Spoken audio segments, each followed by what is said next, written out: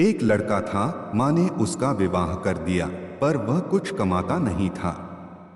माँ जब भी उसे रोटी परोसती थी, तब वह कहती कि बेटा, ठंडी रोटी खा लो।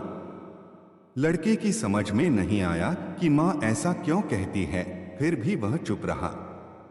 एक दिन माँ किसी काम से बाहर गई तो जाते समय अपनी बहू से कह गई कि जब लड़का आए तो उसको खाना परोस देना और रोटी परोसकर कह देना कि ठंडी रोटी खा लो। उसने अपने पति से वैसा ही कह दिया तो वह चिढ़ गया कि माँ तो कहती ही है, और वह भी कहना सीख गई। वह अपनी पत्नी से बोला कि बता, रोटी ठंडी कैसे हुई? रोटी भी गर्म है, दाल साग भी गर्म है, फिर तू ठंडी रोटी कैसे कहती है? वह बोली कि यह तो आपकी माँ जाने। आपकी माँ ने मुझे ऐसा कहने को कहा था, इसलिए मैंने कह दिया। वह बोला कि मैं रोटी नहीं खाऊंगा, माँ तो कहती ही थी, तू भी सीख गई। माँ घर आई तो उसने बहू से पूछा कि क्या लड़के ने भोजन कर लिया?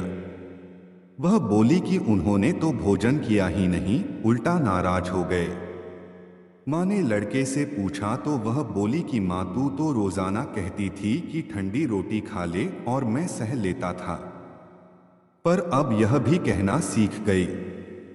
रोटी तो गर्म होती है, तू बता कि रोटी ठंडी कैसे हुई? माँ ने अपने बेटे से पूछा कि ठंडी रोटी किसको कहते हैं?